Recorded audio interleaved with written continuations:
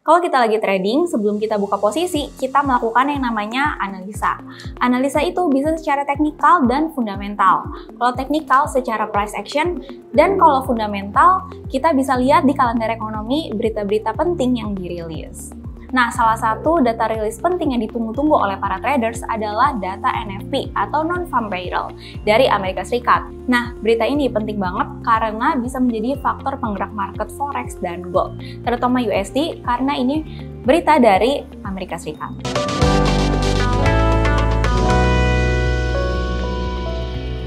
Nah, dari data rilis NFP ini, kita bisa ambil peluang untuk menghasilkan profit dari trading.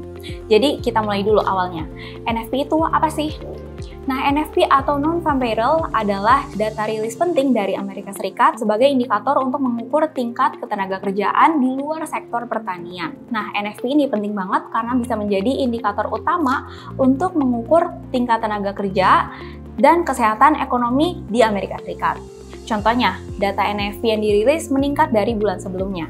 Artinya, tingkat tenaga kerja naik dan daya beli masyarakat harusnya naik yang bisa membuat kesehatan ekonomi di Amerika Serikat stabil atau bahkan bisa meningkat.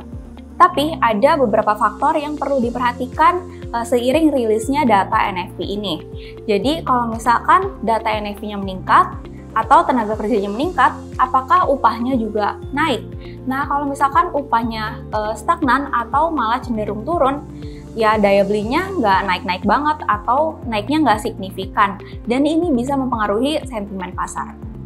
Faktor-faktor yang mempengaruhi data rilis NFP juga cukup kompleks, mulai dari kondisi ekonomi global, tingkat pengangguran, dan bahkan kebijakan moneter yang sedang berlangsung. Contohnya, kalau The Fed lagi agresif naikin suku bunga, kemudian data rilis NFP meningkat, itu bisa menguatkan ekspektasi pasar untuk The Fed selanjutnya untuk menaikkan suku bunga lagi.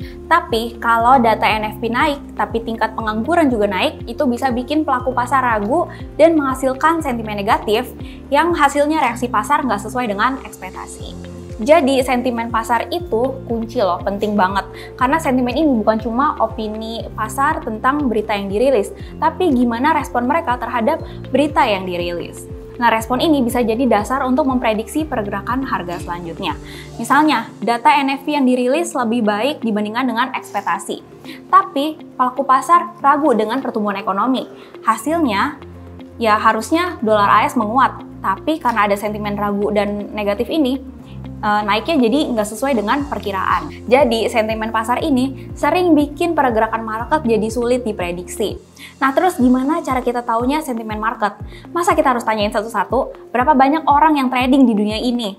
Nah, makanya kita harus tonton market update mingguan di Java Global Futures. Nanti kita akan bahas-bahas berita-berita apa aja yang akan dirilis di minggu ini dan gimana sentimen-sentimen market terhadap berita-berita fundamental.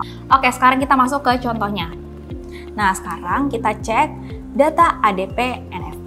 Nah, data ADP NFP ini dirilis, kita scroll ke atas, di hari Rabu, berarti 2 hari sebelum data NFP rilis. Nah, data ADP ini actualnya juga lebih tinggi dari forecast-nya. Artinya, ada kemungkinan kalau NFP yang dirilis di hari Jumat akan terjadi peningkatan, lebih tinggi dari forecast-nya. Tapi ini baru analisa awal ya. Nah, setelah kita lihat prediksinya di kalender ekonomi, kalau forecast-nya lebih tinggi daripada previous ya atau data bulan sebelumnya, sekarang kita lihat ke chart. Nah, di chart ini kita lihat di time frame kecil aja. Kita lihat di time frame M30 atau 30 menit. Kenapa kita pakai time frame kecil? Karena biasanya strategi berita itu fokusnya di pergerakan market atau pergerakan harga yang singkat ya. Jadi cepat gitu dia naik atau turunnya. Biasanya nih sebelum data rilis, pergerakan market itu cenderung sideways karena traders itu wait and see ya, menunggu hasil rilisnya dulu baru langsung buka posisi. Nah, setelah kita lihat, kan ini agak sideways ya, kita bikin dulu support dan resistennya. Setelah kita bikin support dan resisten, kita menggunakan strategi breakout. Nah, breakout itu adalah ketika harga menembus level support dan resisten. kita gunakan pending order di area resisten. Nah, setelah analisa tadi kan kita lihat cenderung positif ya data NFP dan ADP-nya. Berarti kemungkinan harga USD akan naik. Oke, setelah kita bikin garis level support dan resisten, kita bisa buka posisi pending order sell stop limit di garis resisten. Jangan lupa pasang stop loss dan take profit karena ini penting banget buat minimalisir resiko supaya modal kamu tetap aman. Nah, SL dan TP dan lot kamu juga bisa disesuaikan dengan money management dan modal yang kamu punya. Karena berita besar atau berita penting seperti NFP ini punya resiko yang besar juga. Jadi kita harus tetap hati-hati dengan pasang SL dan TP. Oke, misalnya kamu pakai 2% resiko per trade atau risk per trade kamu 2% dan modal kamu $5.000. Berarti resiko yang bisa kamu toleransi itu maksimal per trade adalah $100. SL bisa kita tempatkan di garis support dengan jarak 100 pips, artinya lot yang kita gunakan sebesar 0,1 lot dan TP-nya 200 pips. Nah, ini artinya kamu menggunakan risk and reward ratio 1:2. Nah, kalau udah setelah kita analisa, kita juga udah bikin trading plan, support resisten udah ditentukan, SL dan TP juga udah ditentukan. Nah, ya udah kita tinggal tunggu aja posisi kita tereksekusi. Yang penting tadi kita udah pakai SL dan TP supaya bisa minimalisir resiko trading kamu.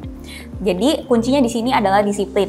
Jangan geser-geser TP dan SL dan juga jangan menahan posisi karena market bisa berubah kapan aja.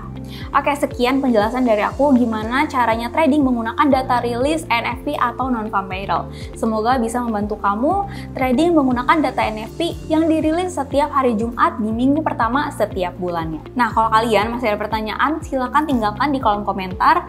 Dan jangan lupa like, komen, share, dan subscribe YouTube channel Java Global Futures supaya nggak ketinggalan edukasi-edukasi seputar Forex dan Gold berikutnya.